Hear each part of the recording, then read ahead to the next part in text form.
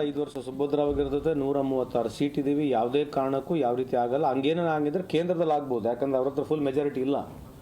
ನಾಳೆ ಜಮ್ಮು ಕಾಶ್ಮೀರ ಸೋಲ್ತಕ್ಕಂಥ ಸಾಧ್ಯತೆ ಭಾಳ ಇದೆ, ಹರಿಯಾಣ ಸೋಲ್ತಕ್ಕಂಥ ಸಾಧ್ಯತೆ ಭಾಳ ಇದೆ, ಮಹಾರಾಷ್ಟ್ರ ಸೋಲ್ತಕ್ಕಂಥ ಸಾಧ್ಯತೆ ಭಾಳ ಇದೆ.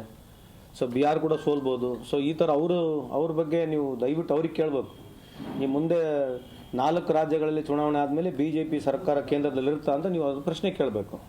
ನಮ್ಮಲ್ಲಿ 136 ಇದೆ. ಯಾವುದೇ ಕಾರಣಕ್ಕೂ 5 ವರ್ಷ ಯಾವುದೇ ಕ್ಯಾಲ್ಕುಲೇಷನ್ ನೀವು ಮಾಡಿದ್ರು ಕೂಡ ಸರ್ಕಾರ ಬೆಳಕ್ಕೆ ಸಾಧ್ಯ ಇಲ್ಲ, ಬೆಳೆದೂ ಇಲ್ಲ. 100% ಹೈಕಮಾಂಡ್ ಯಾರಿಗೆ ನಿರ್ಣಯ ಮಾಡ್ತದೆ, ಹೈಕಮಾಂಡ್ ಏನು ಹೇಳ್ತದೆ ಅದು ಖಂಡಿತವಾಗಿ ಹಂಗೆ ನಡೀತದೆ.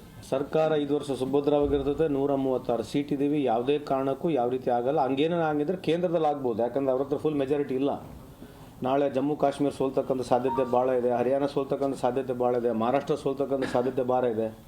ಸೊ ಬಿಹಾರ್ ಕೂಡ ಸೋಲ್ಬೋದು. ಸೊ ಈ ಥರ ಅವ್ರ ಬಗ್ಗೆ ನೀವು ದಯವಿಟ್ಟು ಅವ್ರಿಗೆ ಕೇಳಬೇಕು. 5 ವರ್ಷ ಸುಭದ್ರವಾಗಿರ್ತದೆ, 136 ಸೀಟ್ ಇದೀವಿ. ಯಾವುದೇ ಕಾರಣಕ್ಕೂ ಯಾವ ರೀತಿ ಆಗಲ್ಲ. ಹಂಗೇನೋ ಆಗಿದ್ರೆ ಕೇಂದ್ರದಲ್ಲಿ ಆಗ್ಬೋದು, ಯಾಕಂದ್ರೆ ಅವ್ರ ಹತ್ರ ಫುಲ್ ಮೆಜಾರಿಟಿ ಇಲ್ಲ.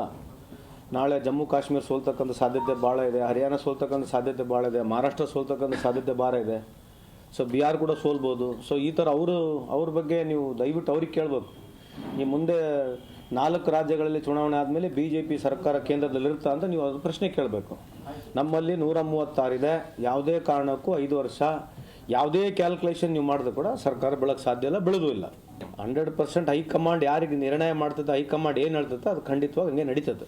ಸರ್ಕಾರ 5 ವರ್ಷ ಸುಭದ್ರವಾಗಿರ್ತದೆ, 136 ಸೀಟ್ ಇದೀವಿ. ಯಾವುದೇ ಕಾರಣಕ್ಕೂ ಯಾವ ರೀತಿ ಆಗಲ್ಲ. ಹಂಗೇನೋ ಆಗಿದ್ರೆ ಕೇಂದ್ರದಲ್ಲಿ ಆಗ್ಬೋದು, ಯಾಕಂದ್ರೆ ಅವ್ರ ಹತ್ರ ಫುಲ್ ಮೆಜಾರಿಟಿ ಇಲ್ಲ.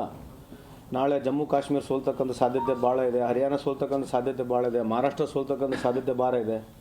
ಸೊ ಬಿಹಾರ್ ಕೂಡ ಸೋಲ್ಬೋದು. ಸೊ ಈ ಥರ ಅವ್ರ ಬಗ್ಗೆ ನೀವು